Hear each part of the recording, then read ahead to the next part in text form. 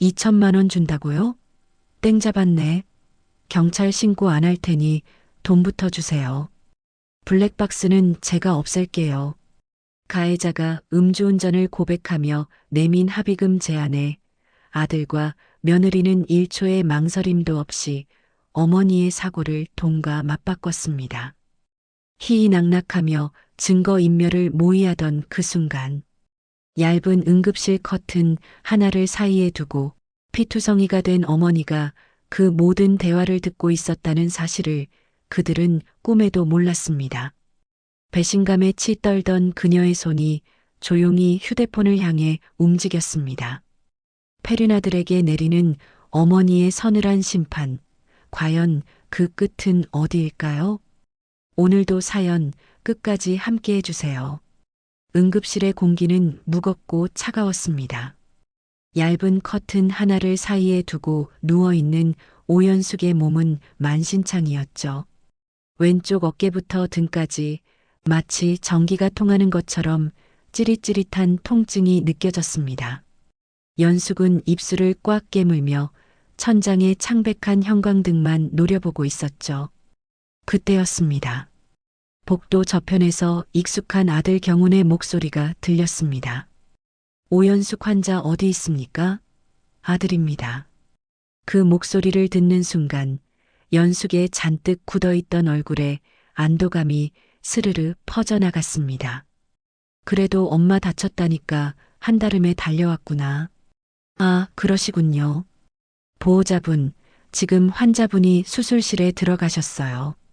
간호사가 차트를 확인하며 다급하게 말했습니다. 사실 연숙은 검사를 대기하며 커튼 뒤에 누워 있었지만 워낙 응급실이 돗대기 시장처럼 바쁜 탓에 간호사가 동명이인을 착각을 한 모양이었습니다. 커튼 뒤에 연숙은 나 여기 있다고 소리치려 했지만 이어지는 며느리의 목소리에 입이 턱 막히고 말았습니다. 수술이요? 수술비가 얼만데요? 경훈의 아내, 며느리 채련은 어디가 얼마나 다쳤길래 수술을 하시냐? 라는 질문이 아닌 수술비를 가장 먼저 궁금해했죠. 지금은 몰라요. 자세한 건 담당 의사 선생님께 직접 들으시는 게 좋을 것 같은데요. 저도 지금 경황이 없어서요. 간호사는 바쁜 걸음으로 사라졌습니다. 아, 네, 알겠습니다. 경훈이 대답은 귀찮고 퉁명스러운 말투였습니다.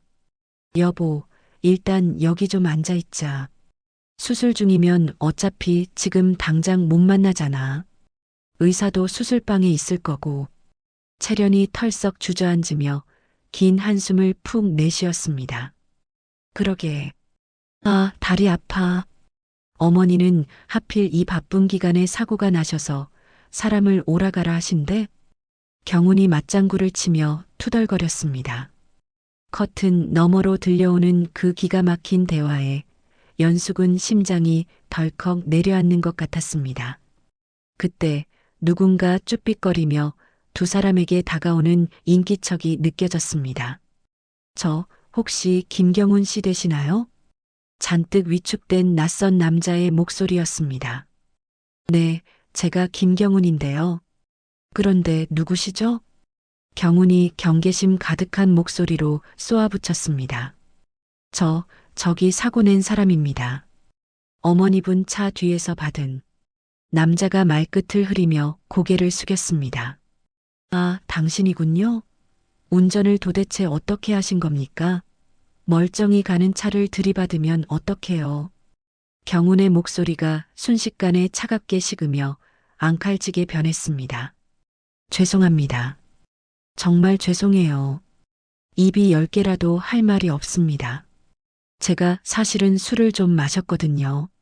남자가 파들파들 떨리는 목소리로 고백했습니다. 그 순간 커튼 뒤에 연숙은 눈을 크게 떴습니다.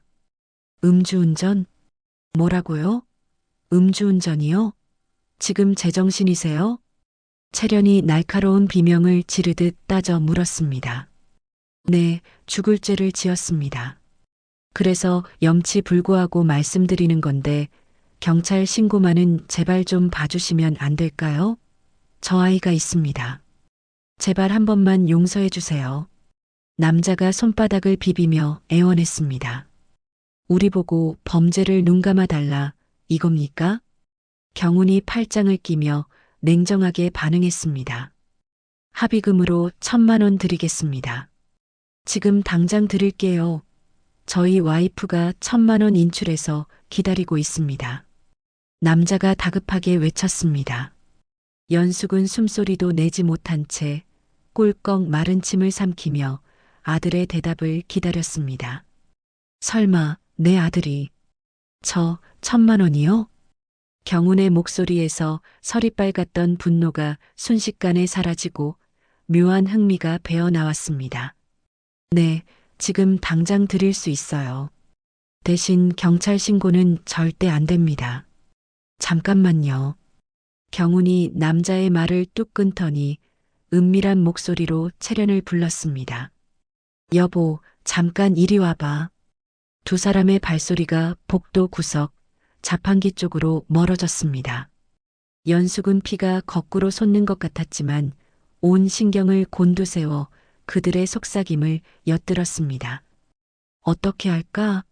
1,000만 원이라는데. 경운이 잔뜩 상기된 목소리로 물었습니다. 당연히 받아야지. 1,000만 원이야. 땡 잡은 거지. 당신 이번에 주식으로 날려먹은 돈 1,000만 원이잖아. 그거 퉁친다고 생각해. 채련이 단호하게 그리고 아주 기쁘다는 듯 속삭였습니다. 그렇네. 근데 어머니가 물어보시면 얘기 안 했다고 노발대발 화내실 것 같은데. 아니, 수술 중인데 어떻게 말씀을 드려. 그리고 나중에 그냥 적당히 합의했다고 하면 되지. 채련이 귀찮다는 듯 남편의 말을 잘랐습니다. 그리고 여보, 당신 이번에 취임식 때문에 정신없잖아. 경찰서 들락거릴 거야? 이런 일로 얽혀서 좋을 게 뭐가 있어? 경운이 멍청하게 고개를 끄덕이는 소리가 들렸습니다. 두 사람은 다시 뚜벅뚜벅 걸어와 남자 앞에 섰습니다. 좋습니다. 합의하죠. 경운이 세상 인심 쓴다는 듯 거만하게 말했습니다. 아이고, 감사합니다. 정말 감사합니다. 남자가 감격해서 연신 허리를 굽혔습니다. 자, 그럼 약속하신 돈은? 경운이 핸드폰을 내밀자 남자가 잠시 주저하더니 다급하게 말을 이었습니다. 네, 돈은 바로 드릴게요. 그런데 제가 부탁 하나만 더 드려도 될까요? 부탁이라니요? 또 뭡니까? 경운이 미간을 찌푸리며 물었습니다. 그게 블랙박스 말입니다. 신고를 안 해도 나중에 증거가 나오면 제가 곤란해져서요. 선생님께서 직접 블랙박스 메모리 카드를 없애주시면 안 될까요? 그래야 제가 마음 편히 돈을 드릴 수 있을 것 같습니다. 남자가 애타는 눈빛으로 거래를 제안했습니다. 증거를 인멸해달라는 명백한 범죄 모의였습니다. 뭐라고요? 지금 우리 보고 증거를 인멸하라는 겁니까? 경운이 짐짓 놀란 척했지만 그의 머릿속은 이미 1,000만 원에 꽂혀 있었습니다. 부탁드립니다. 차는 어차피 공업사에 견인되어 있으니까요. 가서 그냥 침만 빼서 버려주시면 됩니다. 지금 1,000만 원 드리고 대신 1,000만 원 더 드릴게요. 총 2,000만 원. 경우는 심장이 두근거리기 시작했죠. 사실 그는 채련 몰래 쓴 사채빚도 있었거든요. 어머 여보, 그게 뭐 어렵다고 그래. 그냥 가서 빼버리면 되지. 그리고 별로 취하신 것 같지도 않네. 채련이 옆구리를 쿡 찌르며 부추겼습니다. 아, 참. 알겠습니다. 일단 지금 1,000만 원 주세요. 바로 제가 가서 확실하게 블랙박스는 처리할게요. 경운이 못 이기는 척 하지만 입가에는 비릿한 미소를 머금으며 대답했습니다. 정말 감사합니다. 공업사는 바로 저 앞 사거리에 있다고 합니다. 보험사에 알아봤어요. 블랙박스 버리시고 오시면 1,000만 원은 더 드리겠습니다. 감사합니다. 정말 남자는 그제서야 안도의 미소를 지으며 자신의 차로 달려가 1,000만 원이 든 쇼핑백을 들고 달려왔습니다. 경운이 가해자와 눈짓을 교환하며 1,000만 원을 받아들고는 곧장 병원 밖으로 달려나죠. 블랙박스를 빼기 위해서요. 커튼 뒤에서 이 모든 작당 모의를 듣고 있던 연숙의 가슴은 터질 듯이 두근거렸습니다. 배신감과 분노, 그리고 자식에 대한 실망감이 쓰나미처럼 밀려와 정신을 차릴 수가 없었습니다. 연숙의 눈에서 참았던 눈물 한 방울이 툭 떨어져 베개를 적셨습니다. 하지만 연숙은 곧 거칠게 눈물을 닦아냈습니다. 슬픔은 사치였죠. 더 이상 자식 바보, 착해 빠진 어머니로 살 수는 없었습니다. 오냐, 내 놈들이 기어이. 연숙의 입에서 으드득 이 갈리는 소리가 새어나왔습니다. 그리고 멀어져가는 또각또각 하이힐 소리. 며느리 채련이 어디론가 전화를 걸며 자리를 비우자 응급실 침대 커튼 안에는 무겁고 차가운 정적만이 감돌았습니다. 연숙은 그 짧은 틈을 놓치지 않고 링거 바늘이 꽂힌 팔을 억지로 들려 가방 속 휴대폰을 꺼내 들었습니다. 손가락이 제멋대로 떨려 비번을 푸는 것조차 힘들었지만 이를 악물고 단축번호 1번을 꾹 눌렀습니다. 수십 년간 회사를 이끌며 산전수전 다 겪은 그녀의 눈빛이 형광등 불빛 아래서 서늘하게 되살아나고 있었죠. 네, 회장님. 박태평입니다. 신호가 몇 번 가기도 전에 언제나처럼 침착하고 묵직한 박 이사의 목소리가 귓가에 닿았습니다. 박 이사, 지금 어딘가요? 연숙이 누가 들을세라 이불을 뒤집어 쓰고 최대한 낮게 깔린 목소리로 물었습니다. 아직 회사 집무실에 있습니다. 그런데 목소리가 왜 그러십니까? 박 이사의 목소리에 대번 걱정이 묻어났습니다. 지금 교통사고 나서 응급실에 와 있어요. 네, 응급실이라니요. 많이 다치셨습니까? 당장 그쪽으로 가겠습니다. 수화기 너머로 의자가 넘어지는 소리가 들릴 만큼 박 이사가 기겁을 하며 외쳤습니다. 아니, 괜찮아요. 지금 당장 성수동에 있는 성광자동차 공업사에 전화해서 내 차 블랙박스 챙겨달라고 하세요. 연숙은 단호하게 박 이사의 말을 자르고 말을 이어나갔습니다. 공업사요? 사고 차량 때문입니까? 보험사 직원이 갔을 텐데요. 아니, 지금 긴 말할 시간 없어요. 당장 전화하고 어떤 남자가 블랙박스 찾으러 오거든 애초부터 SD카드는 없었다고 말하면 된다고 전해요. 네, 알겠습니다. 박 이사는 여전히 영문을 모르겠다는 투였지만 연숙이 쓸데없는 일을 시키지 않을 거라는 걸 알고 있었습니다. 그리고 공업사 사장 입에 돈다발을 물려서라도 입단속시켜요. 연숙의 목소리는 더 이상 자애로운 어머니가 아니었습니다. 냉철한 기업 총수의 판단력이 빛을 발하고 있었죠. 알겠습니다, 회장님. 완벽하게 처리하겠습니다. 공업사 직원들 입도 뻥긋 못하게 만들겠습니다. 박 이사의 목소리에 비장함이 실렸습니다. 그리고 박 이사, 이 모든 건 박 이사랑 나만 아는 비밀이에요. 며느리 귀에 들어가도 안 되고 회사 사람 누구도 알아선 안 돼요. 걱정 마십시오. 제 목을 걸고 비밀 지키겠습니다. 회장님 몸조리나 잘하십시오. 뚜뚜뚜. 전화가 끊어지자 연숙은 재빨리 휴대폰을 베개 깊숙이 찔러 넣었습니다. 심장이 쿵쾅거려 갈비뼈가 아플 지경이었지만 머릿속은 얼음물에 담근 듯 차갑고 명료해졌습니다. 눈물이 나올 줄 알았는데 오히려 웃음이 나오고 있었죠. 오냐, 아들아. 내 놈이 얼마나 바닥까지 보여주는지 내가 끝까지 지켜보마. 10분쯤 지났을까 베개 밑에서 징하고 짧은 진동이 울렸습니다. 연숙은 이불 속에서 휴대폰을 확인했습니다. 회장님, 메모리 카드 확보 완료했습니다. 공업사 사장 매수했고 아드님 도착하면 메모리 카드 없음으로 안내하기로 완벽히 입 맞췄습니다. 박태평 이사의 듬직한 문자였습니다. 연숙이 병실 침대에서 서슬 퍼런 복수의 칼날을 갈고 있을 무렵 영문도 모르는 아들 경우는 성수동의 한적한 도로변에 택시를 세웠습니다. 손님 다 왔습니다.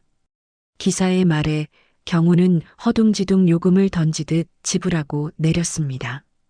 눈앞에 성광자동차 공업사라는 낡은 간판이 보였고 마당에는 사고로 찌그러진 차들이 흉물스럽게 널려 있었죠. 그 난장판 속에서도 어머니의 낡은 회색 소나타는 단박에 눈에 들어왔습니다. 앞 범퍼는 찌그러져 있었고 한쪽 헤드라이트는 박살이 나서 전선이 덜렁거리는 꼴이 꽤나 처참했습니다. 하지만 경운의 눈에는 차의 상태 따위는 보이지 않았습니다. 오로지 증거인멸이라는 일념 하나로 눈이 뒤집혀 있었으니까요. 저기요, 여기 사장님 계십니까? 경운이 작업복을 입고 타이어를 굴리던 직원에게 다가가 소리쳤습니다. 네, 무슨 일이시죠? 직원이 기름때가 잔뜩 묻은 장갑을 벗으며 무심하게 대답했습니다. 저기 저 박살난 소나타가 저희 어머니 차인데요. 급하게 확인할 게 있어서 왔습니다. 차 문 좀 열어주시죠. 경운이 다짜고짜 차를 가리키며 재촉했습니다. 아, 오늘 들어온 그 사고차요?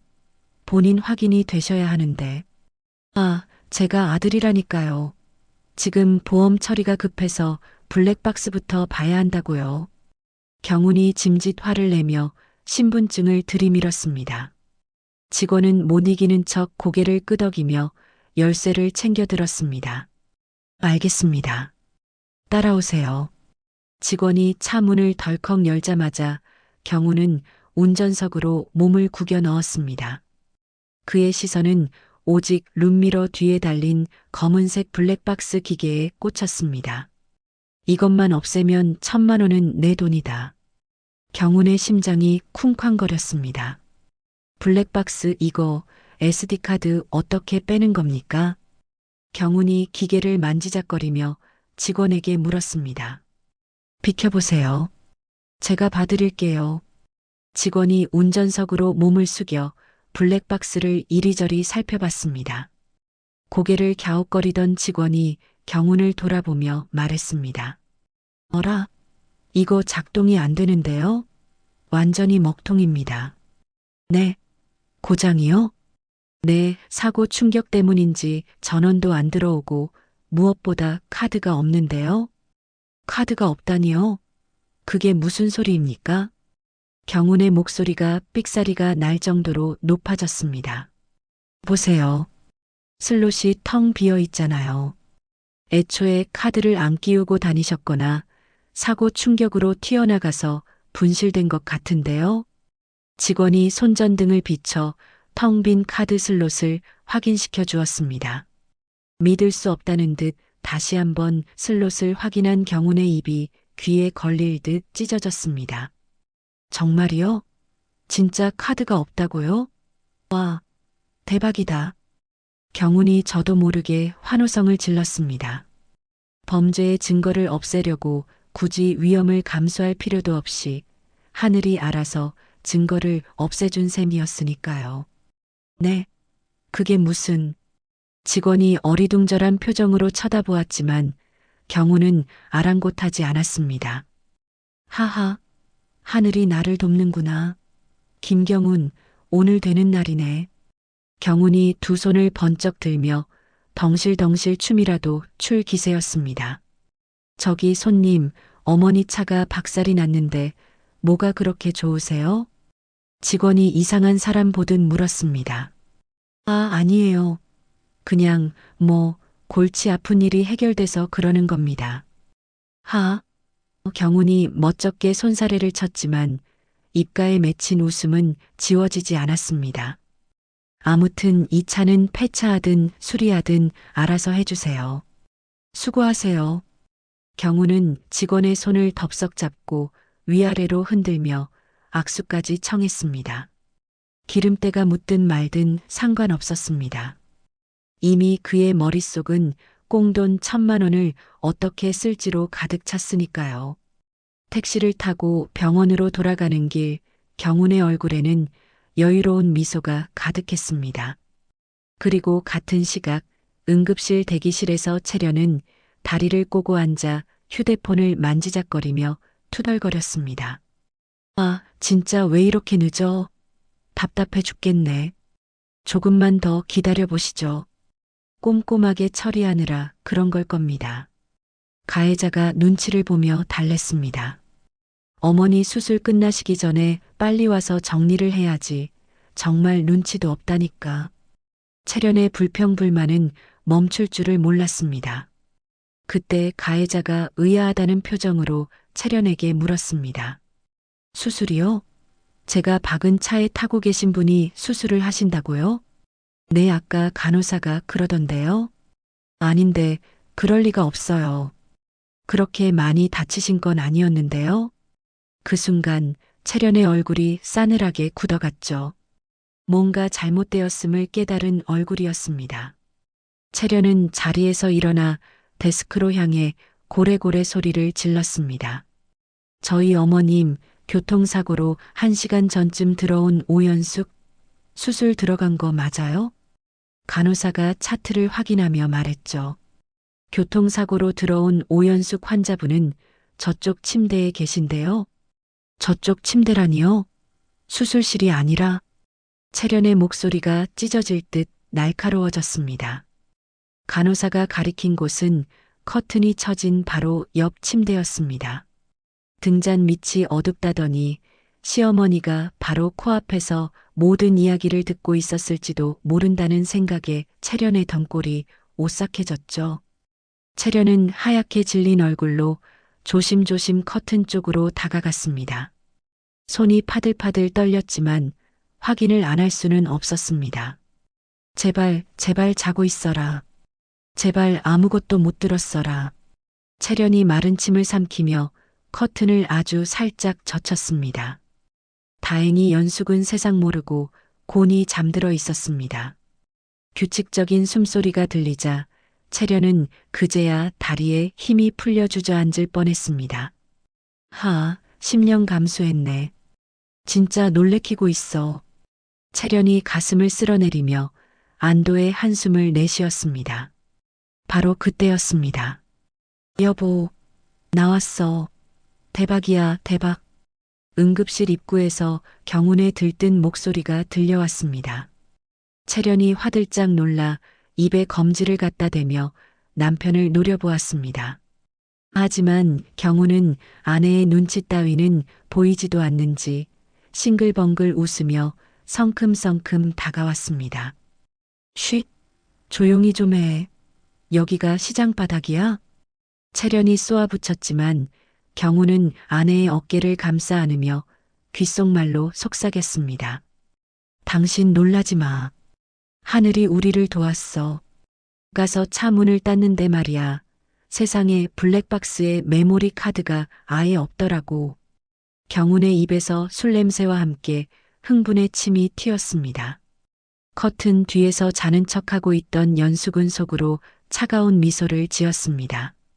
그래, 내 덫에 아주 제대로 걸려들었구나. 뭐라고? 메모리 카드가 없었어? 채련도 놀란 눈치였습니다. 응. 공업사 직원이 확인해 보더니 어라? 카드가 처음부터 없는데요? 기계 고장인 것 같습니다. 이러는 거야. 경운이 무용담을 늘어놓듯 신이 나서 떠들었습니다. 정말요? 확실해요? 가해자가 불안한 표정으로 물었습니다. 아, 그렇다니까요. 얼른 1,000만 원 더 주세요. 가해자는 경운에게 1,000만 원을 계좌로 입금하고 헐레벌떡 병원 문을 나가버렸습니다. 진짜? 와, 당신 정말 대단하다. 순식간에 2,000만 원을 더 벌어오네. 채련의 눈이 반짝반짝 빛났습니다. 시어머니가 바로 옆에 누워있다는 사실도 잠시 잊은 듯했죠. 하지만 곧 정신을 차린 채련이 남편의 팔을 꼬집으며 급하게 말했습니다. 아니, 지금 그게 중요한 게 아니야. 여보, 큰일 났어. 아, 왜 또 꼬집고 그래? 뭐가 큰일인데? 돈도 벌고 증거도 없는데 뭐가 문제야? 경훈이 아픈 팔을 문지르며 투덜거렸습니다. 어머님, 수술실에 안 계셔. 무슨 소리야? 아까 간호사가 수술 들어갔다고 했잖아. 간호사가 착각했대. 어머님, 바로 여기 계셔. 이 커튼 뒤에. 채련이 턱짓으로 침대를 가리켰습니다. 순간 경훈의 얼굴에서 웃음기가 싹 사라지고 사색이 되었습니다. 뭐라고? 여기 계신다고? 그럼 아까 우리가 한 얘기 다 들으신 거 아니야? 경훈이 덜덜 떨며 물었습니다. 아니야, 내가 확인해 봤는데 주무시고 계셔. 깊이 잠드신 것 같아. 약 기운 때문인가 봐. 채련이 남편을 안심시켰습니다. 휴, 다행이다. 진짜 심장 떨어지는 줄 알았네. 경훈이 가슴을 쓸어내리며 안도의 숨을 몰아쉬었습니다. 일단 깨워서 인사라도 하고 가자. 채련이 남편의 등을 떠밀었습니다. 두 사람은 표정을 싹 바꾸고 세상에서 가장 효심 깊은 자식들의 얼굴을 장착했습니다. 경훈이 조심스럽게 커튼을 젖히고 침대 곁으로 다가갔습니다. 연숙은 이불을 목까지 덮고 새근새근 자는 연기를 계속하고 있었습니다. 어머니, 어머니. 경훈이 걱정스러운 목소리로 연숙을 불렀습니다. 연숙은 속으로 연기하고 있네. 가증스러운 것들이라고 생각하며 천천히 눈을 떴습니다. 초점을 흐릿하게 맞추며 몽롱한 척 연기를 시작했죠. 누구냐, 경훈이니? 연숙이 힘없는 목소리로 아들을 불렀습니다. 네, 어머니. 저 경훈이에요. 알아보시겠어요? 경훈이 짐짓 눈물까지 글썽이며 연숙의 손을 잡았습니다. 그 손의 온기가 어찌나 차갑고 낯설게 느껴지는지 연숙은 소름이 끼칠 지경이었습니다. 아이고, 어머니. 얼마나 놀라셨어요. 저희가 소식 듣고 한달음에 달려왔어요. 채련도 질세라 침대 머리맡으로 와서 걱정하는 척 호들갑을 떨었습니다. 그래, 바쁜데 뭐하러 왔어. 나 괜찮다. 연숙이 짐짓 아들을 위하는 척 말했습니다. 괜찮긴요. 의사 선생님이 안정을 취하셔야 한대요. 사고가 크게 났다면서요. 경훈이 침통 하나 튀기지 않고 거짓말을 했습니다. 조금 전까지만 해도 돈 계산하느라 정신없던 놈이 의사 얼굴은 보지도 않았으면서 말이죠. 그런데 사고 낸 사람은 어떻게 됐니? 경찰에는 신고했고 연숙이 핵심을 찔렀습니다. 순간 경훈과 채련의 눈동자가 흔들렸습니다. 경훈이 헛기침을 하며 뻔뻔하게 대답했습니다. 아, 그게 어머니. 경찰 부르고 하면 복잡해지기만 하잖아요. 그 사람이 사정이 딱하기도 하고 또 어두워서 실수를 한 것 같더라고요.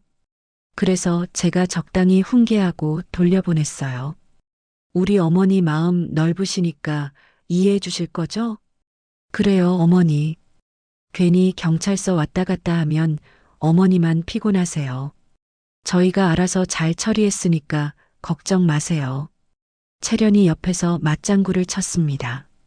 적당히 훈계? 2천만 원을 뜯어내고 범죄를 덮어준 게 훈계냐? 연숙은 속에서 천불이 났지만 겉으로는 온화하게 고개를 끄덕였습니다. 그래, 너희가 알아서 잘했겠지. 내 아들이 하는 일인데 믿어야지 누굴 믿겠니? 욱신거리긴 한데 부러진 곳은 없는 것 같구나. 연숙의 말에 경훈의 입꼬리가 살짝 올라갔습니다. 됐다, 넘어갔다 라고 생각하는 게 눈에 훤히 보였습니다. 그럼요, 어머니. 이 아들만 믿으세요. 경훈이 너스레를 떨었습니다. 그때 연숙이 무심한 듯 툭 던졌습니다.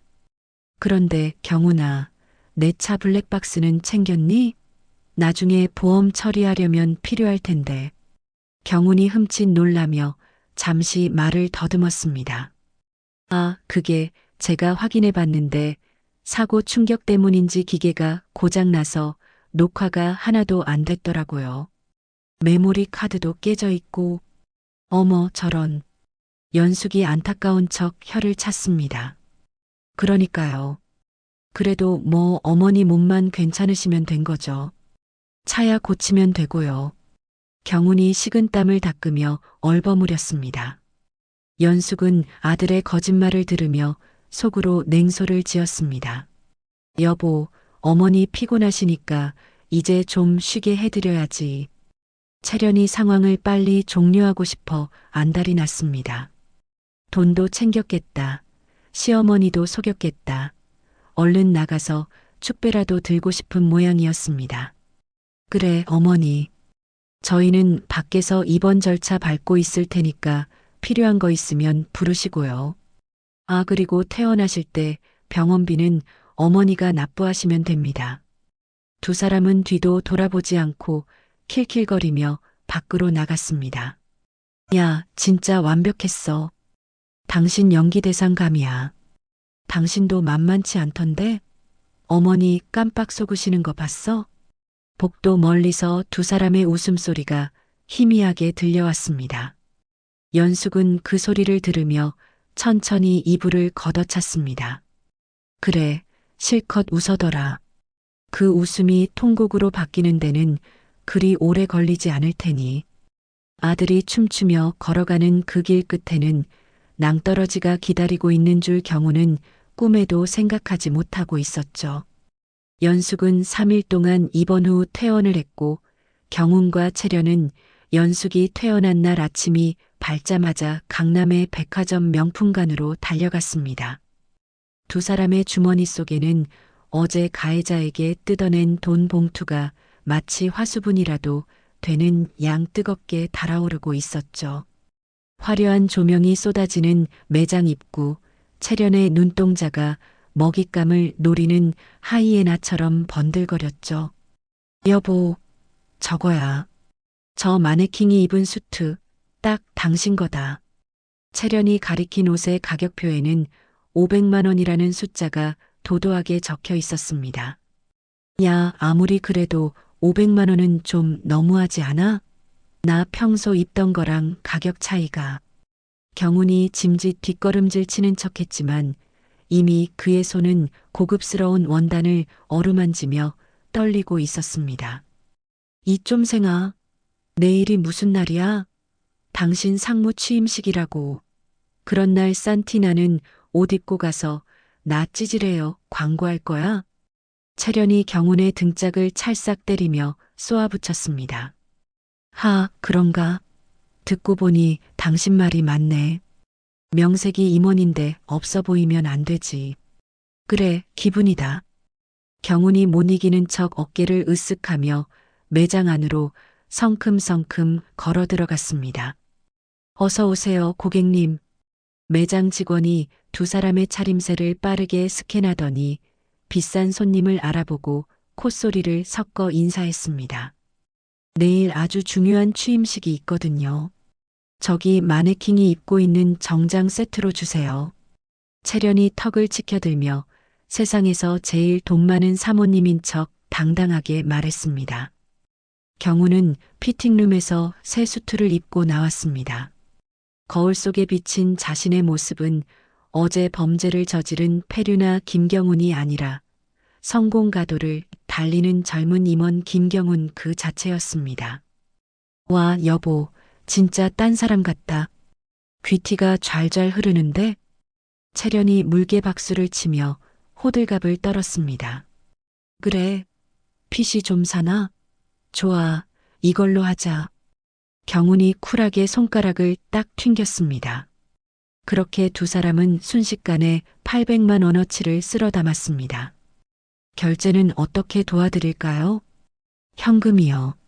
채련이 가방에서 누런 돈 봉투를 꺼내 10,000원짜리 다발을 계산대에 툭 던졌습니다. 어머니의 목숨값과 바꾼 더러운 돈이 경운의 허영심을 채우는데 쓰이는 순간이었습니다. 영수증은 됐어요.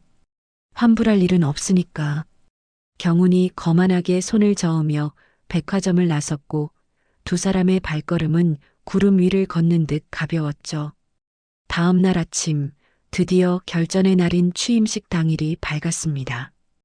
경운은 알람이 울리기도 전에 눈을 번쩍 떴습니다. 창문 틈으로 쏟아지는 햇살이 마치 자신을 위한 스포트라이트처럼 느껴졌습니다. 드디어 오늘이구나. 내가 태성그룹의 상무가 되는 날. 경우는 욕실 거울 속에 비친 잔뜩 상기된 자신의 얼굴을 바라보며 최면을 걸듯 속삭였습니다. 김경운, 너는 될 놈이다. 그렇고 말고. 오늘부터 내 인생은 완전히 바뀌는 거야. 어제 어머니를 속이고 증거를 인멸했다는 사실 따위는 최고급 수트를 입는 순간 머릿속에서 깨끗하게 증발해 버렸습니다. 그에게 남은 건 오로지 성공에 대한 확신과 근거 없는 자신감뿐이었습니다. 여보, 밥 먹고 가야지. 됐어. 기분 좋아서 배도 안 고파. 나 먼저 갈게. 이따 봐. 경운이 콧노래를 흥얼거리며 현관을 나섰습니다. 500만 원짜리 수트가 몸에 착 감기는 느낌에 경운은 자신이 마치 영화 속 주인공이라도 된 것 같았습니다. 같은 시각 교통사고의 후유증은 있었지만 많이 회복한 연숙은 청담동의 한 프라이빗 미용실에 도착해 있었습니다. 오 회장님, 어서 오십시오. 미용실 원장이 문 앞까지 마중 나와 90도로 허리를 숙였습니다. 오늘 아주 중요한 자리에 가야 해요. 잘 부탁해요. 연숙이 차갑고 단호한 목소리로 주문했습니다.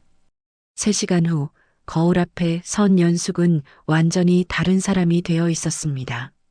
초라했던 환자복 대신 몸에 딱 맞는 샤넬 정장을 입고 우아하게 올린 머리와 세련된 메이크업을 한 그녀에게서는 범접할 수 없는 아우라가 뿜어져 나왔습니다. 경운과 채련이 한 번도 보지 못한 모습이었죠. 정말 아름다우십니다, 회장님. 원장이 감탄을 금치 못했습니다. 연숙은 핸드백을 열어 깊숙한 곳에 박 이사가 전해준 작은 메모리 카드를 확인했습니다. 아들이 없다고 철석같이 믿고 있는 바로 그 파멸의 씨앗이었죠. 이제 시작이군. 내 아들아, 세상 무서운 줄 모르는 너에게 진짜 세상을 보여주마. 연숙이 핸드백을 탁 닫고 미용실을 나섰습니다. 문 밖에는 박 이사가 보낸 검은색 벤츠 마이바흐가 위험 있게 대기하고 있었습니다. 회장님, 취임식장으로 모실까요? 네, 가세요. 늦지 않게. 연숙이 차가운 미소를 지으며 차에 올랐습니다. 한편 경우는 택시 뒷좌석에 널브러져 출근길을 즐기고 있었습니다. 그는 참지 못하고 휴대폰을 꺼내 회사 동료에게 전화를 걸었습니다. 김 과장? 나야, 경운 상무. 아직 발령장도 안 받았는데 벌써부터 상무 행세를 하는 꼴이 가관이었습니다. 아, 네. 상무님, 오늘이 그날이네요. 축하드립니다. 수화기 넘어 김 과장의 아부 섞인 목소리에 경운의 어깨가 으쓱 올라갔습니다. 고마워. 오늘 취임식 오지? 내가 맨 앞줄 비워두라고 할게. 이번 인사 이동 때 내가 김 과장 라인 확실하게 챙겨줄 테니까 나만 믿어. 경운이 있지도 않은 권력을 휘두르며 호언장담했습니다. 정말요? 와, 상무님만 믿겠습니다. 충성. 전화를 끊자마자 경운은 또 다른 동료에게 전화를 걸어대며 킬킬거렸습니다. 박 대리, 오늘 취임식 끝나고 회식 무조건 참석해. 취임식 끝나고 내가 쏜다. 우리 팀 승진은 내가 책임질 테니까 줄 잘 서라고. 알았지? 경우는 이미 자신이 태성그룹의 왕이라도 된 양착각에 빠져 있었습니다. 돈도 생겼고 명예도 생겼고 김경운, 내 인생 진짜 탄탄대로다. 택시 창밖으로 스쳐 지나가는 빌딩 숲을 보며 경우는 회심의 미소를 지었습니다. 기사님, 좀 더 밟아주세요. 오늘 제가 주인공이라 늦으면 안 되거든요. 네, 알겠습니다. 손님, 오늘 아주 좋은 일 있으신가 봐요? 좋은 일 정도가 아니죠. 제 인생이 다시 태어나는 날입니다. 하하. 경운의 호탕한 웃음소리가 택시 안을 가득 채웠습니다. 하지만 그는 꿈에도 모르고 있었습니다. 자신이 탄 택시가 향하는 곳이 영광의 취임식장이 아니라 어머니가 준비한 단두대라는 사실을 말이죠. 오만함이라는 날개를 달고 파멸의 낭떠러지로 질주하는 택시가 드디어 목적지에 닿았습니다. 태성그룹 본사, 대한민국 경제를 쥐락펴락하는 그 거대한 빌딩 앞에 선 경우는 마치 자신이 이성의 성주라도 된 양 가슴을 한껏 펴고 심호흡을 했습니다. 회사 앞에서 경운을 기다리던 채련은 경운의 옷매무새를 만져주며 이 세상 주인공은 바로 자신들이라는 착각 속에 푹 빠져 있었습니다. 여보, 오늘 당신 진짜 때깔난다. 누가 보면 여기 회장님인 줄 알겠어. 채련이 남편의 넥타이를 고쳐 매주며 교태 섞인 목소리로 속삭였습니다. 당신이야말로 오늘 여신이 따로 없네.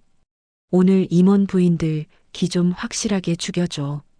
당신이 제일 젊고 예쁘잖아. 경운이 아내의 허리를 감싸 안으며 으스댔습니다. 걱정 마. 내가 가서 사모님들 기강 좀 잡고 올게.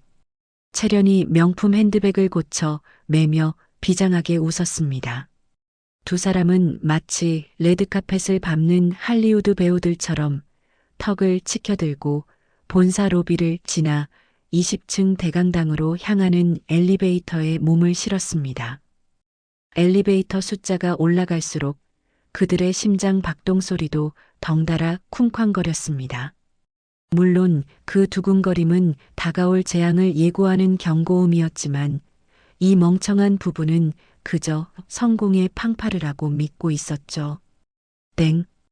경쾌한 소리와 함께 20층 문이 열리고 대강당의 육중한 문이 그들 앞을 가로막고 있었습니다. 경우는 옷깃을 한번 털어내고 아주 당당하게 양쪽 문을 활짝 밀어젖혔습니다. 자, 들어가 볼까? 속으로 쾌재를 부르며 들어선 강당 안은 이미 수많은 임직원으로 가득 차 있었습니다. 그런데 뭔가 이상했습니다. 평소 취임식이라면 왁자지껄하고 축하 인사가 오가야 정상인데 경운이 발을 들여놓는 순간 찬물을 끼얹은 듯 정막이 흘렀습니다. 수백 개의 눈동자가 동시에 경운과 채련을 향했지만 그 눈빛에는 존경이나 부러움 대신 차가운 경멸과 당혹감이 서려 있었죠. 하지만 눈에 콩깍지가 씌어도 단단히 씌인 경우는 그 살벌한 분위기를 전혀 딴판으로 해석했습니다. 와, 여보, 분위기 봤어? 우리가 들어오니까 사람들이 숨도 못 쉬네. 내 카리스마에 완전히 압도당한 거야. 경운이 입술을 움직이지 않고 복화술로 아내에게 속삭였습니다. 어머, 진짜네. 너무 조용해서 바늘 떨어지는 소리도 들리겠어. 당신 위험이 벌써부터 장난이 아닌가 봐. 사람들이 알아서 기네, 기어. 채련도 덩달아 신이 나서 맞장구를 쳤습니다. 당연하지. 나 같은 인재가 초고속 승진을 하는데 다들 얼마나 놀랍고 경외심이 들겠어. 경운이 짐짓 거만한 표정으로 헛기침을 크음 하며 복도를 걸어 나갔습니다. 또각또각 구두 굽소리가 유난히 크게 울려 퍼졌지만 아무도 그들에게 먼저 다가와 인사를 건네지 않았습니다. 단상 제일 앞줄 임원석에는 박태평 이사가 돌부처처럼 굳은 표정으로 앉아 있었습니다. 경우는 반가운 마음에, 아니, 이제는 박 이사와 동급이라는 것을 과시하고 싶은 마음에 성큼성큼 다가갔습니다. 박 이사님, 저 왔습니다. 오늘 분위기가 아주 엄숙하고 좋은데요? 경운이 박 이사 앞까지 가서 너스레를 떨었습니다. 하지만 박 이사는 경운을 힐끔 쳐다보기만 할 뿐 입도 뻥긋하지 않고 다시 고개를 돌려버렸습니다. 그 눈빛에는 한심함과 연민 그리고 혐오가 뒤섞여 있었지만 경운은 그마저도 제멋대로 해석해버렸습니다. 저분은 표정이 왜 저래? 우리 신랑만 승진해서 삐지셨나? 자리에 앉아있던 채련이 의아해하며 물었습니다. 아니야, 당신 뭘 모르네. 일종의 기싸움이랄까? 너도 이제 컸으니 나랑 맘먹으려 들지 마라 뭐 이런 견제 심리지. 경우는 박 이사의 냉대를 오히려 훈장처럼 여기며 옆자리에 앉아있는 김 전무에게로 타겟을 옮겼습니다. 김 전무는 아버지 뻘되는 원로 임원이었지만 경운의 눈에는 그저 경쟁자 일로 보일 뿐이었습니다. 아이고, 김 전무님, 안녕하셨습니까? 오늘부터 한솥밥 먹게 됐네요. 앞으로 잘해봅시다. 네.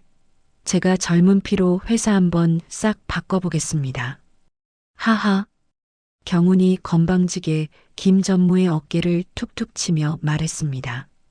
김 전무의 눈썹이 꿈틀거리며 불쾌한 기색이 역력했지만 그는 묵묵부답으로 일관하며 혀를 쯧쯧 찼습니다. 그 시각 채련은 임원 부인들이 모여있는 VIP석으로 향했습니다. 머리부터 발끝까지 휘감은 명품을 무기 삼아 전장으로 나가는 여전사처럼 비장했죠. 부인들은 채련이 다가오자 약속이나 한 듯 대화를 멈추고 싸늘한 시선을 보냈습니다. 안녕하세요. 김경운 상무 와이프 강채련입니다. 다들 일찍 오셨네요? 어머, 그 가방은 저번 시즌 거네요? 저는 이번에 신상으로 싹 뽑았는데.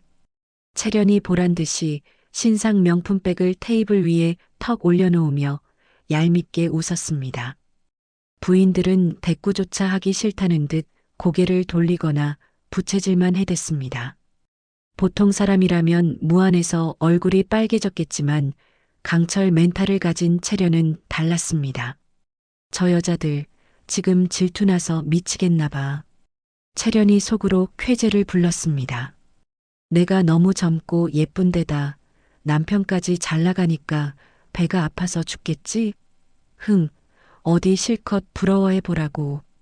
채련은 부인들의 침묵을 시기와 질투로 받아들이고 더욱더 고개를 빳빳하게 들고 다리를 꼬고 앉았습니다. 어머, 다들 표정들이 왜 그러세요? 좋은 날인데 좀 웃으시지. 제가 나중에 밥 한번 살게요. 강남에서 제일 비싼 데로요. 채련이 눈치 없이 쏘아대자 한 부인이 참다 못해 하하고 깊은 한숨을 내쉬었습니다. 여러분, 자리에 앉아주십시오. 곧 식이 시작됩니다. 사회자의 안내 방송이 나오자 장내는 더욱 무겁게 가라앉았습니다. 경우는 무대 중앙 가장 상석인 상무 자리에 털썩 주저앉아 다리를 꼬았습니다. 그 자리는 사실 그의 자리가 아니었지만 이름표도 확인하지 않고 그냥 제일 좋은 자리에 앉아버린 겁니다. 박 이사가 그 꼴을 보고는 입술을 꽉 깨물며 고개를 절레절레 저었습니다. 경우는 박 이사의 시선을 느끼고는 자신을 훔쳐본다고 생각했는지 능글맞게 윙크를 탁 날렸습니다. 박 이사님, 저만 보지 마시고 앞을 보셔야죠. 제가 그렇게 좋으십니까? 경운이 입모양으로 장난치듯 말하자 박 이사는 혐오스러운 것을 본 사람처럼 급히 고개를 돌려버렸습니다. 여러분, 행사의 집중을 위해 잠시 장내 조명을 소등하겠습니다. 사회자의 멘트와 함께 강당의 모든 불이 꺼졌습니다. 칠흑 같은 어둠이 깔리고 입구 쪽에 강렬한 스포트라이트 하나가 핀 조명처럼 켜졌습니다. 웅장하고 비장한 오케스트라 음악이 쿵, 쿵, 쿵 울려 퍼지기 시작했죠. 경운의 심장도 그 박자에 맞춰 미친 듯이 뛰었습니다. 드디어 드디어 올 것이 왔구나. 나의 시대가 열리는 순간이야. 경우는 주먹을 불끈 쥐었습니다. 이 스포트라이트가 자신을 비추고 사회자가 신임 상무 김경훈 을 외치면 멋지게 일어나서 손을 흔들며 단상으로 올라갈 준비를 마쳤습니다. 자신의 등 뒤에 파멸의 그림자가 입을 벌리고 있는 줄은 꿈에도 모른 채 그는 오직 눈앞에 빛나는 조명만 바라보고 있었습니다. 곧 내 이름이 호명될 거야. 김경훈, 김경훈. 그는 마치 주문을 외우듯 자신의 이름을 되뇌며 엉덩이를 들썩였습니다. 그런데 이상하게도 사회자가 뜸을 들이고 있었습니다. 음악은 점점 고조되는데 주인공을 부르지 않는 시간이 길어졌죠. 평소에 취임식이라면 들려야 할 박수갈채나 환호성이 전혀 없었고 너무나 조용했습니다. 하지만 자아도취에 빠진 경우는 그 기이한 정막마저도 자신을 위한 극적인 연출이라 믿었습니다. 그래, 뜸을 들여야 주인공이 더 빛나는 법이지. 어서 불러라, 어서. 경우는 눈을 반짝이며 스포트라이트가 비추는 입구를 뚫어져라 응시했습니다. 바로 그곳에서 자신의 인생을 끝장낼 진짜 주인공이 걸어오고 있다는 사실은 상상조차 하지 못한 채 말입니다. 숨막힐 듯 고요한 정적 속에서 굳게 닫혀있던 강당의 육중한 문이 끼익 소리를 내며 천천히 열렸습니다. 경훈이 그토록 애타게 기다리던 스포트라이트가 비춘 곳에는 웬 낯선 여인이 또각또각 구두 굽소리를 울리며 걸어 들어오고 있었죠. 눈이 부시도록 세련된 샤넬 트위드 정장을 갖춰 입고 당당하게 레드카펫을 밟는 그 모습은 영락없는 재벌가 사모님의 포스였습니다. 경우는 미간을 잔뜩 찌푸리며 눈을 가늘게 떴습니다. 누구지? 이번에 새로 오신 외부 이사인가? 하지만 여인이 가까이 다가올수록 경훈의 얼굴은 호기심에서 경악으로 그리고 이내 짜증 섞인 분노로 일그러지기 시작했습니다. 그 익숙한 걸음걸이 그리고 입가에 맺힌 서늘한 미소는 다름 아닌 자신의 어머니 오연숙이었기 때문입니다. 아니, 저게 뭐야? 경훈이 기가 막히다는 듯 헛바람을 들이켰습니다. 이 좋은 날에 재수없게 어머니가 왜 온 거야? 그것도 저런 괴상망측한 옷을 입고. 경훈은 속으로 욕지거리를 내뱉으며 주먹을 불끈 쥐었습니다. 어머니가 진짜 명품을 입었을 리는 만무하고 분명 어디 남대문 시장 바닥에서 파는 싸구려 짝퉁을 주워 입고 와서 아들 망신을 시키려 작정한 것이라 생각했죠. 여보, 저기 걸어오는 사람 설마 어머니 아니야? 옆에 있던 채련도 눈을 동그랗게 뜨고 입을 틀어막았습니다. 맞는 것 같아. 세상에 미쳤나 봐. 집에서 요양하셔야 할 분이 왜 여기를 와? 경훈이 낭패감에 얼굴이 벌개져서 발을 동동 구를 지경이었습니다. 아니, 경비들은 도대체 뭐 하고 있는 거야? 관계자도 아닌 사람을 그냥 들여보내면 어떡해.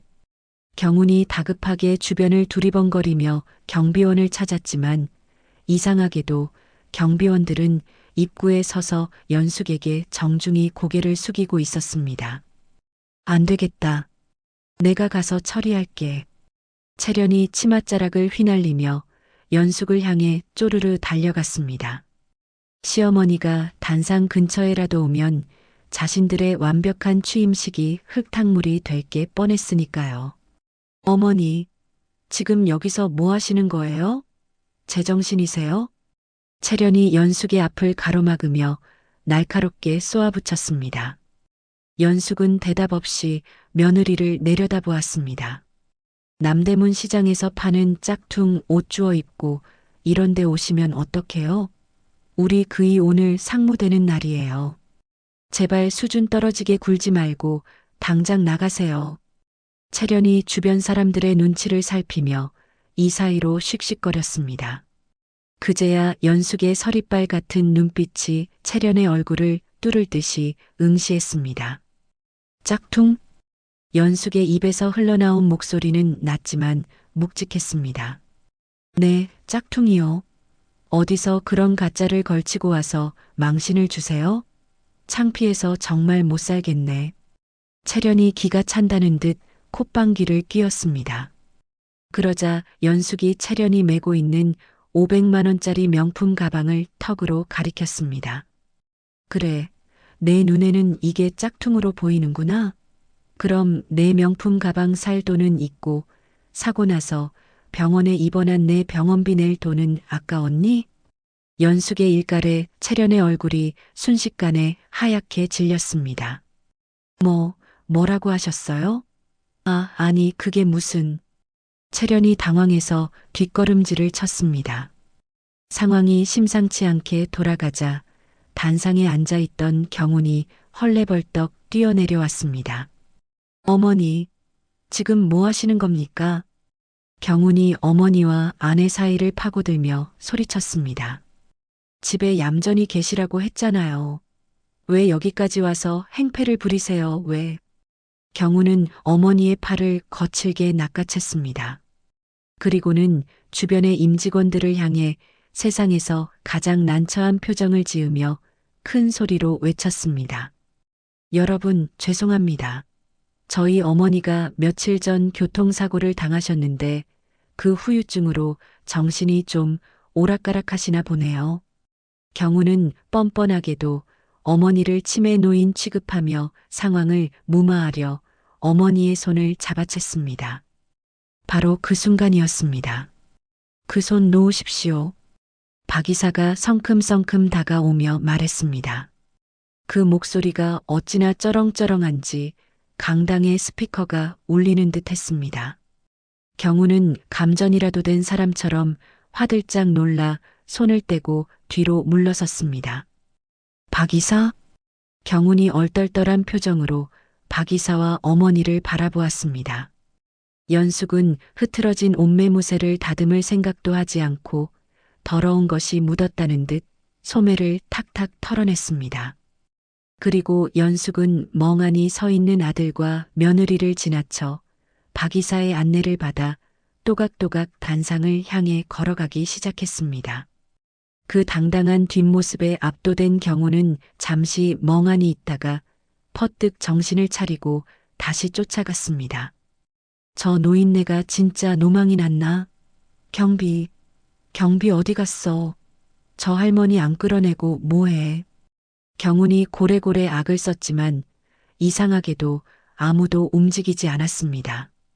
여보, 이거 분위기가 좀 이상해. 왜 아무도 어머니를 안 말려? 채련이 겁에 질린 목소리로 남편의 옷자락을 잡았습니다. 몰라. 다들 미쳤나 봐. 경운의 머릿속이 뒤죽박죽 엉키며 혼란의 소용돌이에 빠진 바로 그때 강당 정면에 있는 초대형 LED 스크린의 화면이 지지직거리며 바뀌기 시작했습니다.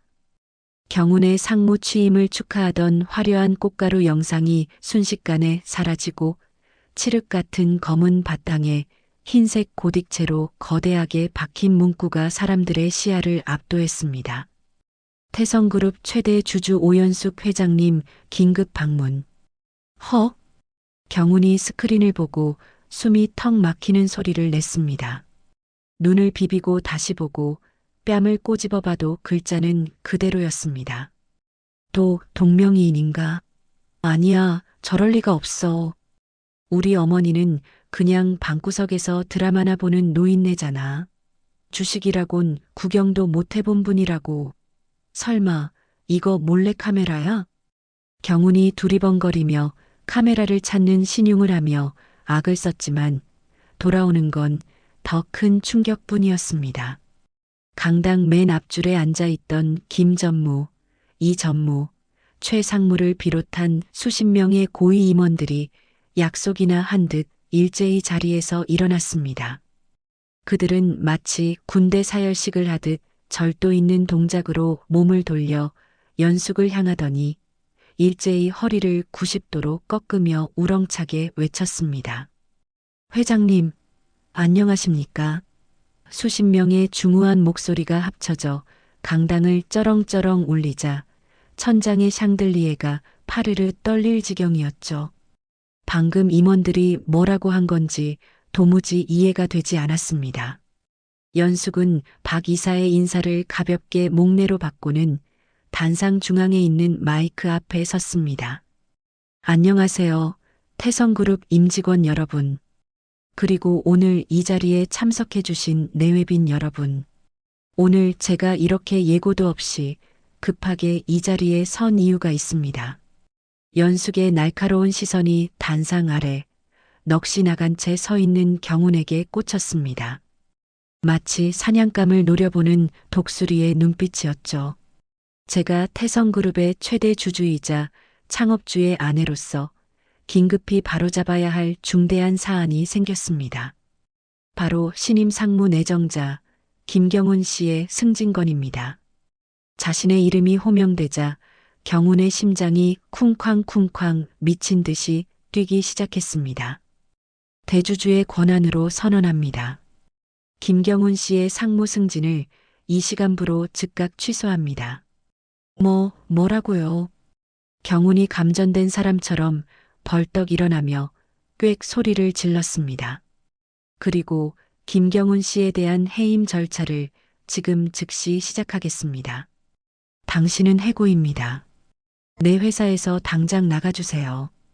연숙이 눈 하나 깜짝하지 않고 차분하게 선언했습니다. 해임 사유는 명백합니다. 회사 임원으로서의 품위 손상, 그리고 파렴치한 범죄 행위입니다. 연숙이 단호하게 못을 박았습니다. 범죄라니요? 제가 무슨 범죄를 저질렀다는 겁니까? 증거 있으세요? 제가 사람을 죽였습니까? 회사 돈을 횡령했습니까? 억울합니다. 이거 다 모함입니다. 블랙박스 증거도 없는데 사람을 이렇게 매도해도 되는 겁니까? 이거 명예훼손입니다. 노동청에 고발할 겁니다. 경훈이 악을 쓰며 소리치자 강당 안의 사람들이 웅성거리기 시작했습니다. 그 소란을 지켜보던 연숙의 입가에 비릿하고 섬뜩한 미소가 번졌습니다. 증거가 없다고? 너는 정말로 그게 없어서 없어진 거라고 생각하니? 참으로 순진하구나. 연숙이 천천히 명품 핸드백을 열었습니다. 그리고 아주 작은 손톱만 한 메모리 카드 하나를 꺼내 높이 들어 올렸습니다. 강당의 화려한 핀 조명이 그 작은 칩 위로 쏟아져 내렸습니다. 그 작은 플라스틱 조각이 거대한 강당을 압도하는 순간이었습니다. 이게 뭔지 알겠니? 경훈이 그 작은 카드를 보는 순간 동공이 지진 난 듯 흔들렸습니다. 설마 공업사에서 없다고 믿고 춤까지 추며 안심했던 바로 그 증거물이다. 연숙이 카드를 흔들어 보였습니다. 경훈의 얼굴에서 핏기가 완전히 사라지고 입술이 파랗게 질렸습니다. 어떻게 걔 어머니 손에 분명히 공업사 직원이 없다고 했는데, 고장났다고 했는데, 기계가 먹통이라고 했는데, 옆에 있던 채련도 사색이 되어 덜덜 떨고 있었습니다. 어머니, 그게 정말 블랙박스 영상이에요? 진짜예요? 아니죠? 그냥 겁주시는 거죠? 니들이 병원에서 가해자랑 짜고 2천만 원의 합의 보고 증거 인멸하기로 모의했던 바로 그 영상이다. 내 목소리, 내 며느리 목소리 아주 생생하게 다 들어있지. 연숙의 목소리가 얼음장처럼 차갑게 강당을 갈랐습니다. 경훈은 망치로 뒤통수를 얻어맞은 듯 멍해졌습니다. 다리가 후들거려 서 있을 수가 없어 바닥에 털썩 주저앉고 말았죠. 그때 연숙이 다시 한번 차갑게 말했습니다. 박 이사, 준비된 영상 틀어주세요. 네, 회장님. 박 이사가 직원에게 신호를 보냈습니다. 강당의 대형 스크린이 켜졌습니다. 병원 복도 CCTV 영상이 재생되기 시작했습니다. 화면 속에서 경훈이 가해자와 대화하는 모습이 뚜렷하게 보였습니다. 블랙박스부터 없애야 해요. 지금 당장요. 화면 속 경훈의 목소리가 강당에 울려 퍼졌습니다. 제가 완벽하게 처리할게요.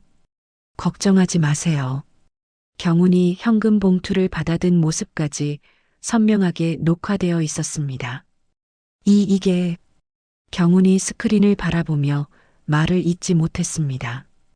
화면이 전환되었습니다. 이번에는 성광자동차 공업사의 CCTV였습니다. 경훈이 공업사 직원과 대화하는 모습이 나왔습니다. 하늘이 나를 돕는구나.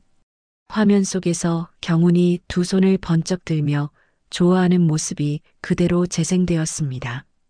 강당 안이 웅성거리기 시작했습니다. 임직원들이 충격받은 표정으로 경훈을 바라보았습니다. 정말 범죄를 저질렀구나. 돈까지 받았네. 수군거림이 점점 커졌습니다. 연숙이 천천히 일어나서 마이크를 잡았습니다. 네가 하늘이 도왔다고 좋아할 때 연숙의 목소리가 차갑게 울려 퍼졌습니다. 나는 하늘이 무너지는 심정으로 내 죄를 지켜봤다. 경훈이 어머니를 바라보며 입을 벌렸습니다. 네가 완벽한 범죄라고 생각했던 모든 것이 연숙이 한 걸음씩 경훈에게 다가갔습니다. 내 손바닥 위에서 벌어진 일이었다. 경훈의 멘탈이 완전히 붕괴되었습니다. 30분 전까지만 해도 세상을 다 가진 것 같았던 그가 이제는 바닥에서 괴성을 지르고 있었습니다. 강당의 모든 사람들이 그 광경을 충격적으로 지켜보았습니다. 임원들과 직원들이 서로 눈빛을 주고받으며 수군거렸습니다. 채련도 의자에서 일어나지 못한 채 남편의 몰골을 바라보았습니다. 어제까지 잘 나가던 남편이 범죄자로 전락하는 순간을 목격하고 있었습니다. 연숙이 무너진 아들을 내려다보며 마지막으로 말했습니다. 이제야 내 진짜 모습을 모든 사람들이 보게 됐구나. 경훈의 괴성이 강당 전체에 메아리 쳤습니다. 보안팀 즉시 김경훈을 밖으로 내보내세요. 연숙이 마이크를 통해 차가운 목소리로 명령했습니다. 검은 정장을 입은 보안요원 2명이 단상으로 올라왔습니다. 경훈이 바닥에서 발버둥치며 저항했습니다. 놓으라고. 이건 함정이야. 경훈이 괴성을 지르며 버둥거렸습니다. 나는 아무 잘못 없어. 다 거짓말이라고. 보안요원들이 경훈의 양팔을 잡고 억지로 끌어냈습니다. 경훈의 500만 원짜리 정장이 바닥에 끌리며 구겨졌습니다. 어머니, 제발. 경훈이 연숙을 향해 절규했습니다. 하지만 연숙은 차가운 표정으로 아들이 끌려나가는 모습을 지켜볼 뿐이었습니다. 강당 문이 열리고 경훈이 복도로 질질 끌려나갔습니다. 임직원들이 숨죽이며 그 광경을 바라보았습니다. 건물 밖으로 나온 경훈의 눈앞에 경찰차 2대가 대기하고 있었습니다. 그중 한 대 앞에서 수갑을 찬 가해자가 경찰에 의해 연행되고 있었습니다. 가해자가 경훈을 보자마자 경찰차 문을 붙잡고 악을 썼습니다. 야, 이 사기꾼 놈아. 가해자가 목에 핏대를 세우며 소리쳤습니다. 네가 완벽하게 처리한다며. 완벽하게. 경훈이 가해자를 보고 뒷걸음질 쳤습니다.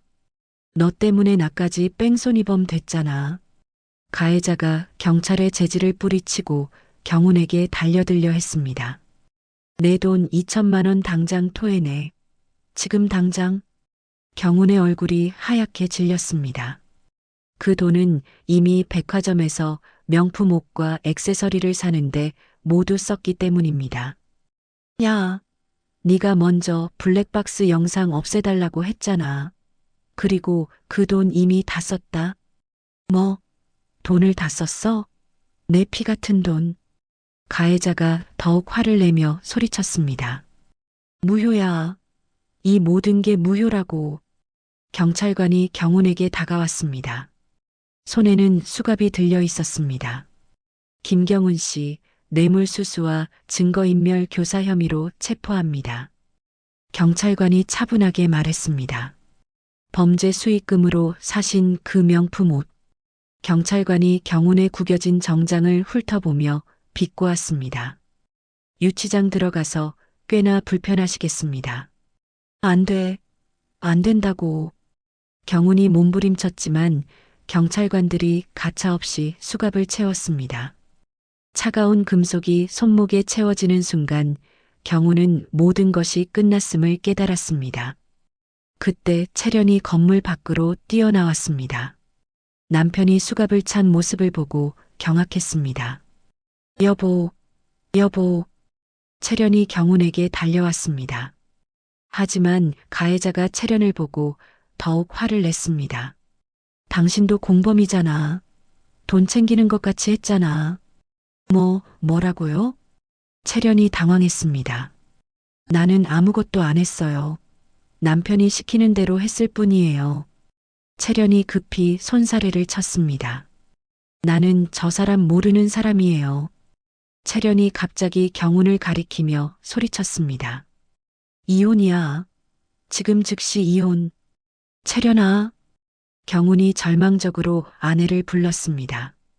하지만 채련은 뒤도 돌아보지 않고 도망쳤습니다.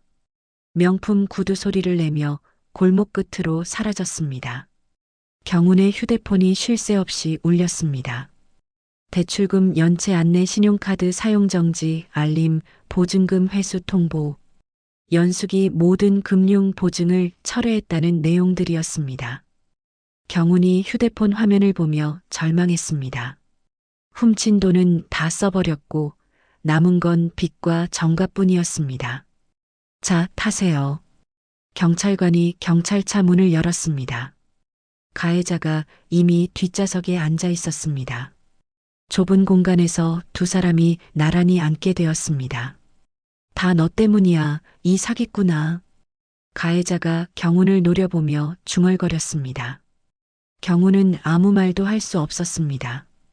모든 재산과 명예, 가족까지 한순간에 잃었습니다.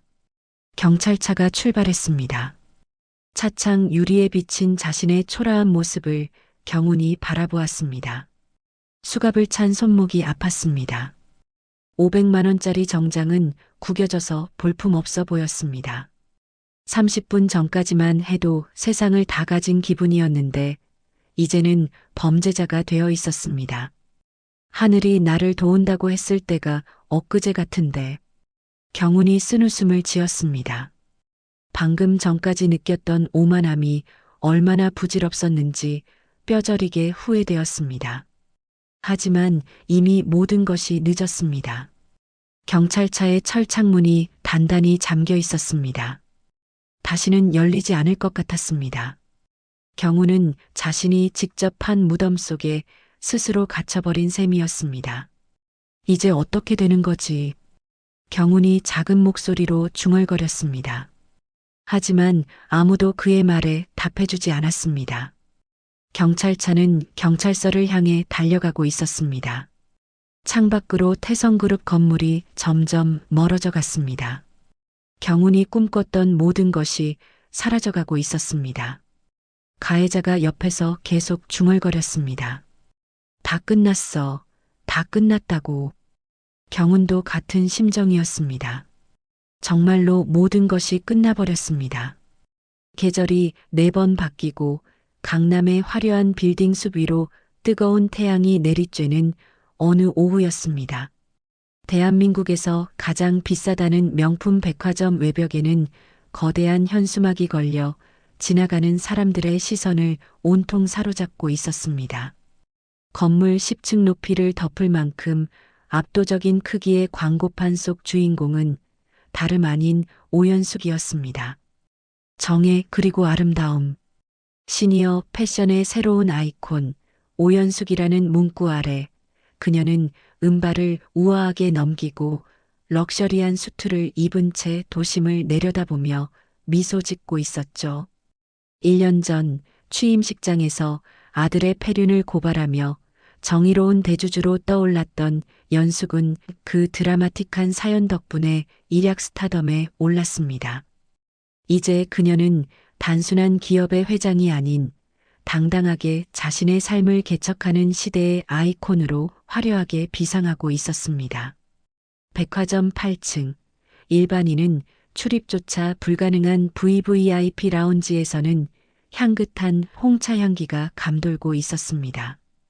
최고급 가죽 소파에 앉아 있는 연숙은 샤넬의 트위드 재킷을 완벽하게 소화한 채 유명 패션 잡지 기자와 인터뷰를 나누고 있었습니다. 회장님, 이번 시즌 캠페인 반응이 정말 폭발적입니다. 나이는 숫자에 불과하다는 슬로건이 회장님 덕분에 진정성을 얻었다는 평이 지배적인데요. 소감이 어떠신가요? 젊은 여기자가 존경심 가득한 눈빛으로 질문을 던졌습니다. 연숙은 찻잔을 우아하게 내려놓으며 여유로운 미소를 지어 보였습니다. 과찬이십니다.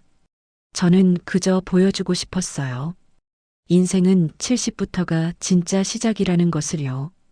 무언가를 포기하기엔 우리 인생이 너무나 아름답지 않습니까? 연숙의 목소리에는 품격이 넘쳐 흘렀고 듣는 사람으로 하여금 절로 고개를 끄덕이게 만드는 힘이 있었습니다. 정말 멋진 말씀이십니다. 많은 시니어 분들이 회장님을 보며 용기를 얻고 계세요. 실패나 좌절을 겪은 분들에게도 큰 희망이 되고 있고요. 삶은 언제든 마음만 먹으면 새롭게 다시 쓸 수 있습니다. 단 지난 과오를 철저히 반성하고 책임을 질 줄 아는 사람에게만 주어지는 기회죠. 연숙이 의미심장한 말을 남기며 고개를 돌려 통유리창 밖을 바라보았습니다. 눈부신 햇살이 쏟아지는 창밖은 평화로워 보였지만 유리창 하나를 사이에 둔 바깥 세상은 전혀 다른 지옥이 펼쳐지고 있었습니다. 으악, 진짜 더럽게 안 닦이네. 백화점 외벽, 아찔한 허공에 밧줄 하나를 의지한 채 매달려 있는 남자가 거친 숨을 몰아쉬며 욕설을 내뱉었습니다. 안전모 끈은 땀에 젖어 축축했고 작업복은 찌든 때로 얼룩덜룩한 그 남자는 다름 아닌 김경훈이었습니다. 1년 전 상무 취임식에서 어머니에게 해고당하고 전과자 낙인까지 찍힌 그는 나락으로 떨어졌습니다. 태성그룹은커녕 편의점 알바 자리 하나 구하기 힘들었고 사치를 일삼던 아내 채련은 돈이 떨어지자마자 이혼 서류를 던지고 도망쳐버렸죠.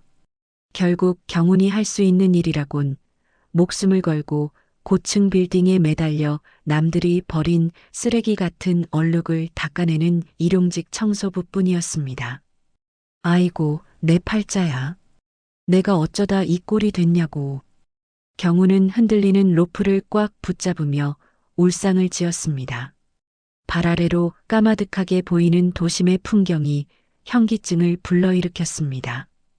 불과 1년 전만 해도 저 아래 도로를 고급 세단을 타고 질주했고 이 백화점 명품관을 제 집 안방처럼 드나들며 800만 원어치 옷을 현금으로 긁어댔는데 말이죠. 지금 그에게 남은 건 손에 쥐어진 더러운 걸레 한 장뿐이었습니다. 여기는 뭐 새똥이 묻었나? 왜 이렇게 안 닦여? 경훈이 신경질적으로 유리창을 박박 문질렀습니다. 세제 거품이 거치고 유리가 투명해지는 순간 경훈의 눈이 휘둥그레졌습니다. 창문 안쪽 마치 천국처럼 시원하고 안락해 보이는 라운지의 풍경이 눈에 들어왔기 때문입니다. 저 사람은 경훈은 자신의 눈을 의심했습니다. 고급스러운 조명 아래 우아하게 다리를 꼬고 앉아 차를 마시고 있는 귀부인. 주변 사람들이 떠받들며 사진을 찍어대는 그 주인공은 바로 자신의 어머니 연숙이었습니다. 경훈은 멍하니 입을 벌린 채 유리창에 얼굴을 바짝 갖다 댔습니다. 어머니? 저게 진짜 어머니라고? 과거 촌스러운 옷을 입었다며 무시하고 치매 노인 취급하며 구박했던 그 어머니가 지금은 대한민국에서 가장 높은 곳에서 가장 눈부시게 빛나고 있었습니다. 반면 자신이 세상에서 제일 잘난 줄 알았던 아들은 거미처럼 줄에 매달려 어머니의 후광이 서린 유리창에 떼나 벗기고 있는 꼴이라니요. 비참함과 수치심이 쓰나미처럼 밀려와 경운의 얼굴이 벌겋게 달아올랐습니다. 바로 그 순간 인터뷰를 하던 연숙이 무심코 고개를 돌렸습니다. 그리고 유리창 밖에 매달린 꼬질꼬질한 작업복 차림의 아들과 눈이 딱 마주쳤습니다. 시간이 멈춘 듯한 정적이 흘렀습니다. 두꺼운 방탄유리 하나를 사이에 두고 천국에 있는 어머니와 지옥에 있는 아들의 시선이 허공에서 얽혔습니다. 경우는 저도 모르게 어머니 하고 입을 벙긋거렸습니다. 눈가에 그렁그렁한 눈물이 맺히며 제발 나 좀 봐달라는 애원 섞인 표정을 지었죠. 하지만 연숙의 반응은 서늘할 정도로 침착했습니다. 그녀는 놀라지도 안타까워하지도 않았습니다. 그저 길가에 굴러다니는 돌멩이를 보듯 무표정한 눈길로 경운을 쓱 훑어보더니 미련 없이 고개를 돌려버렸습니다. 그 차가운 외면에 경운의 심장이 덜컥 내려앉았습니다. 차라리 화를 내거나 욕을 했다면 덜 비참했을 텐데 어머니는 이제 아들을 완전히 타인, 아니 존재하지 않는 사람 취급하고 있었습니다. 회장님, 창밖에 뭐가 있나요? 기자가 의아해하며 물었습니다. 연숙은 찻잔을 들어 입술을 축이며 담담하게 대답했습니다. 아닙니다. 그냥 닦아내야 할 얼룩이 좀 보이길래 쳐다봤습니다. 신경 쓰지 마세요. 그 말은 창밖의 경운에게 비수처럼 날아와 꽂혔습니다. 자신은 이제 어머니에게 지워버려야 할 얼룩, 그 이상도 이하도 아니었던 겁니다. 그럼 인터뷰 계속할까요? 앞으로의 계획은 어떻게 되시나요? 더 많은 시니어들에게 희망을 주고 정직하게 사는 사람이 대우받는 세상을 만드는데 일조하고 싶습니다. 거짓과 탐욕은 결국 파멸을 부른다는 것을 제 삶으로 증명했으니까요. 연숙의 목소리는 확신에 차 있었고 그 모습은 눈부시게 아름다웠습니다. 경우는 더 이상 그 모습을 지켜볼 수가 없어서 고개를 떨구었습니다. 눈물 콧물이 범벅이 되어 더러운 유리창 위로 뚝뚝 떨어졌습니다. 내가 미쳤지, 내가 돌았었지, 왜 그랬을까, 내가 왜. 경우는 로프를 붙잡고 오열했습니다. 1년 전 그 병실 커튼 뒤에서 어머니의 가슴에 대못을 박지만 않았더라도 지금쯤 저 안에서 어머니의 손을 잡고 함께 웃고 있었을지도 모릅니다. 하지만 모든 것은 자신이 자초한 일이었습니다. 후회는 언제나 늦고 되돌릴 수 있는 건 아무것도 없었습니다. 그때 백화점 입구를 지나가던 쇼핑객들이 위를 올려다보며 수군거리는 소리가 들려왔습니다. 어머, 저기 좀 봐. 저 사람 울고 있는 거 아니야? 그러게. 청소하는 게 많이 힘든가 보네. 쯧쯧, 젊은 사람이 안 됐네. 에이, 더러운 물 떨어진다. 빨리 지나가자. 사람들은 경운을 불쌍한 눈빛 혹은 혐오스러운 눈빛으로 바라보며 코를 막고 지나갔습니다. 후는 수치심에 얼굴을 들 수가 없어 안전모를 푹 눌렀었습니다.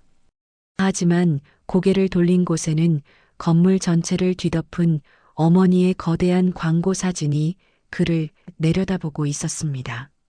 사진 속 연숙은 마치 아들을 꾸짖는 듯 혹은 비웃는 듯한 표정으로 도심을 압도하고 있었죠. 피할 곳은 어디에도 없었습니다. 동서남북 어디를 봐도 어머니는 승리자였고 자신은 패배자였습니다. 마지막으로 독자들에게 한 말씀 부탁드립니다. 라운지 안에서 기자의 마지막 질문이 이어졌습니다. 연숙은 자리에서 일어나 창밖을 등지고 섰습니다. 그녀의 그림자가 유리창에 길게 드리워지며 밖에 매달린 경운의 초라한 그림자를 완전히 덮어버렸습니다. 인생은 공정합니다. 자신이 뿌린 씨앗은 반드시 자신이 거두게 되어 있죠. 그게 축복의 열매든 독이든 사과든 말입니다. 연숙의 단호한 목소리가 끝남과 동시에 인터뷰가 종료되었습니다. 그녀는 기자와 악수를 나누고 당당한 발걸음으로 라운지를 빠져나갔습니다. 단 한 번도 뒤를 돌아보지 않았습니다. 경우는 텅 빈 라운지를 바라보며 하염없이 걸레질을 계속했습니다. 닦아도 지워지지 않는 자신의 죄처럼 유리창의 얼룩은 야속하게도 계속 묻어났습니다. 서쪽 하늘로 뉘엿뉘엿 해가 지기 시작했습니다. 붉은 노을이 백화점 유리창을 핏빛으로 물들였고 그 거대한 유리벽에는 도시의 아이콘이 된 어머니의 화려한 광고판과 밧줄에 매달려 흐느끼는 아들의 초라한 실루엣이 하나의 그림처럼 겹쳐졌습니다. 유리창 한 장을 사이에 두고 완벽하게 갈라진 천국과 지옥. 그것은 탐욕에 눈이 멀어 천륜을 저버린 아들이 받아들여야 할 잔혹하고도 완벽한 인과응보의 결말이었습니다. 바람이 윙윙 불어와 경운의 로프를 위태롭게 흔들었지만 그를 잡아줄 손은 이제 이 세상 어디에도 없었습니다. 오늘 이야기 어떠셨나요? 혹시 끝까지 함께 해주신 분이 계시다면 잘 들었다고 댓글 하나만 남겨주세요. 여러분에게도 따뜻하고 빛나는 날들이 찾아올 거예요. 구독과 좋아요는 다음 이야기를 이어가는 큰 힘이 됩니다. 지금까지 오늘도 사연이었습니다. 더 깊고 따뜻한 이야기로 다시 찾아뵐게요. 편안한 하루 보내세요. 감사합니다.